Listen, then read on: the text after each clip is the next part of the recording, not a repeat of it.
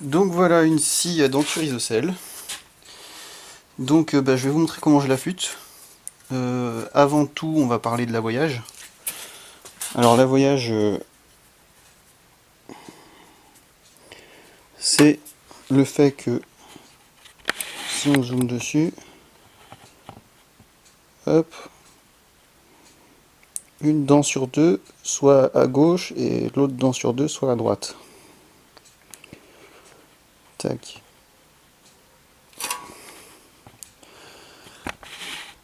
Ça permet à ce que le trait de coupe fait par la scie ne sert pas, enfin laisse un petit peu de jeu pour le dos de la lame. Donc en théorie, on fait en sorte que le trait de scie soit 1,2 à 1,5 fois l'épaisseur du corps de la lame. Donc là par exemple j'ai une lame qui fait 1 mm. Ouais, c'est ça. 1 mm. Et bah du coup on va faire un avoit de 1,2 à 1,5 mm. Alors c'est pas facile en pratique à mettre en place, mais c'est comme ça. Il faut essayer et puis la meilleure façon de savoir c'est de se tromper. Alors autre chose à savoir c'est que la voie elle n'est pas mise sur toute la hauteur de la dent. Ici on a une dent qui fait en hauteur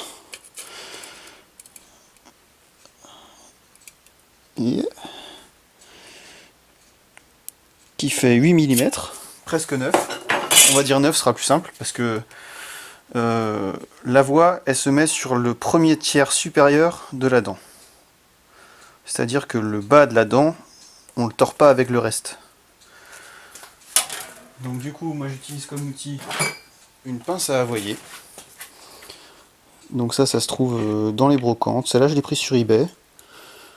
Donc elle est sympa, elle est un peu travaillée et tout. Et dessus, il y a plusieurs choses intéressantes. Hop, cette graduation, elle est en millimètres. Elle nous donne ici 5 mm. Et du coup, on va régler la butée ici pour nos dents de 9 mm, donc à 3 mm. Tac. Ce qui fait que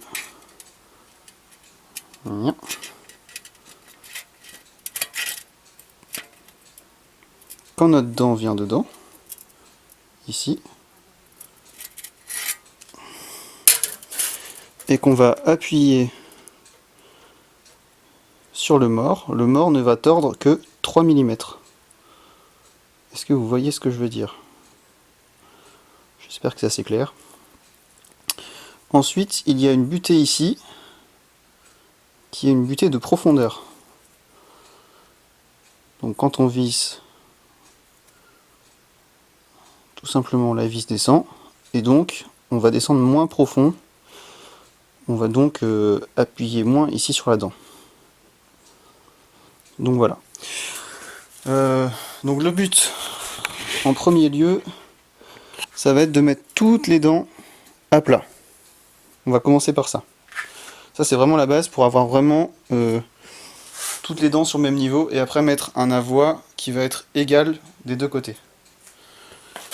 Donc c'est parti. Pour ceux qui ne savent pas, qui n'ont pas forcément une bonne vue ou quoi que ce soit,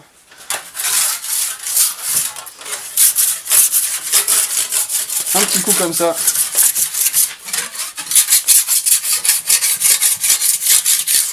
de pierre,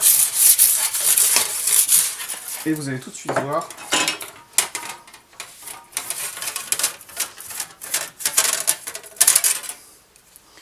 quelle dent a été bouffée un petit peu par la pierre, et donc quelle dent est à gauche, quelle dent est à droite. Hop.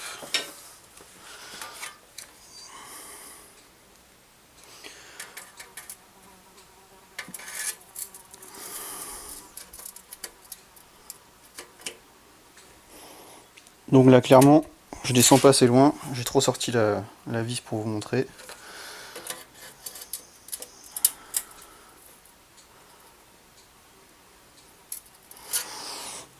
Alors le but ça va être de faire toutes les dents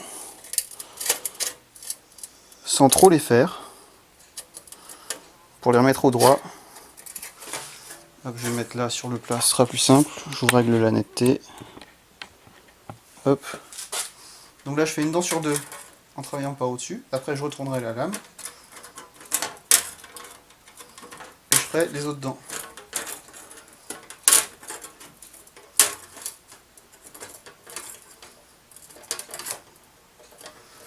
Donc là je les retords mais vraiment légèrement, hein. Vaut mieux le faire un tout petit peu que d'être trop loin et de la tordre dans l'autre sens, parce que si c'est des vieilles lames et que vous y allez trop fort, et ben les dents elles peuvent péter. Et c'est encore plus vrai sur des vieilles sur des petites dentures, pardon.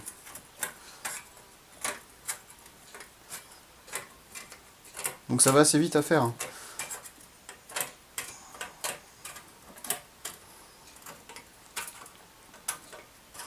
Donc celle-là c'est une scie assez récente de charpente, c'est une de marque Irwin.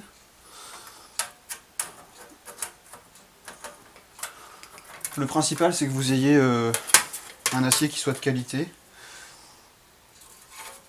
Et puis que la denture soit réaffûtable, quoi. C'est-à-dire pas une denture trempée. Quand c'est trempé c'est la merde, vous pouvez rien faire. Et puis en général les angles qu'ils vous mettent ils sont pas réaffûtables parce que c'est des angles à la con.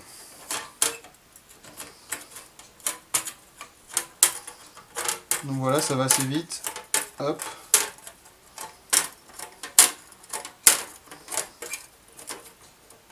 Vous pouvez mettre des gants si vous avez peur de vous couper, mais normalement si vous la réaffûtez votre scie, c'est qu'elle coupe plus trop, hein. Surtout si vous faites la voyage. Ça c'est vraiment pour une remise à neuf, on va dire. Là celle-là elle a morflé, elle a bouffé du châtaignier, du résineux, enfin voilà. Du coup je vous le montre là-dessus.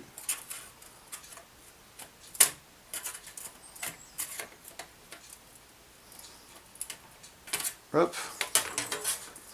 Donc là j'ai fait les deux côtés. Je peux vérifier mon niveau. Là je suis bien partout. Alors là, petite démo, j'ai juste enlevé la voie de la lame.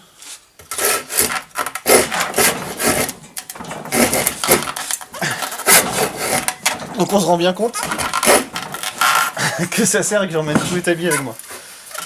Donc voilà à quoi ça sert la voie. Donc une fois que je suis là,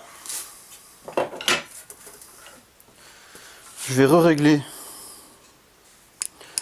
ma pince pour avoir le bon espacement, le bon avoir. Donc pour ça, et ben tout simplement, je viens régler en minimalisant au départ. Toujours une sur deux.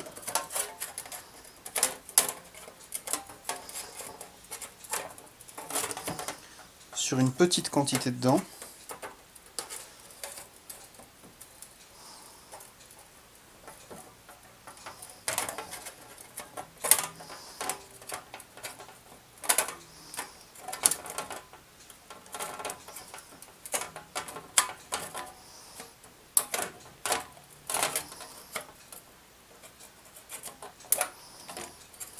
Et là vous venez checker.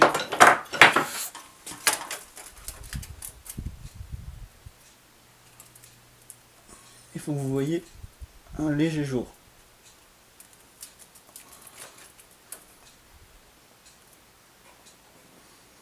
Là je suis pas mal, je dois avoir 3 dixièmes, un truc comme ça.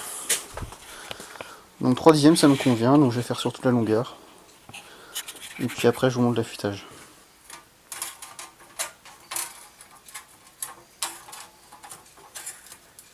décaler une sur deux à gauche et à droite de la lame.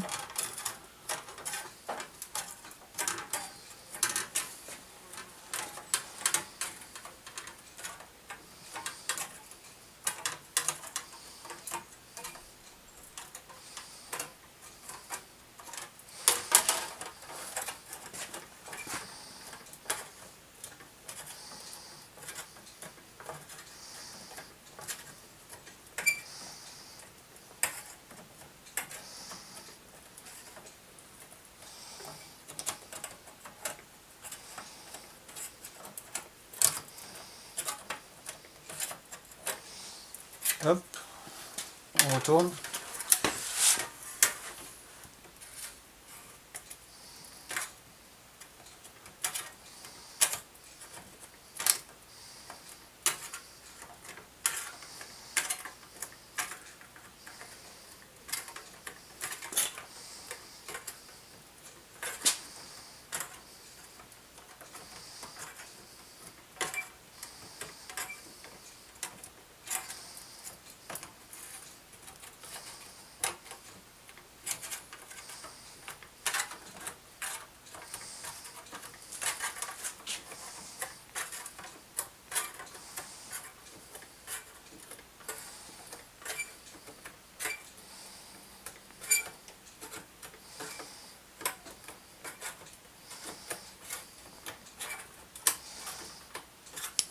Tac. On va tester à nouveau. Et on va voir ce que ça donne.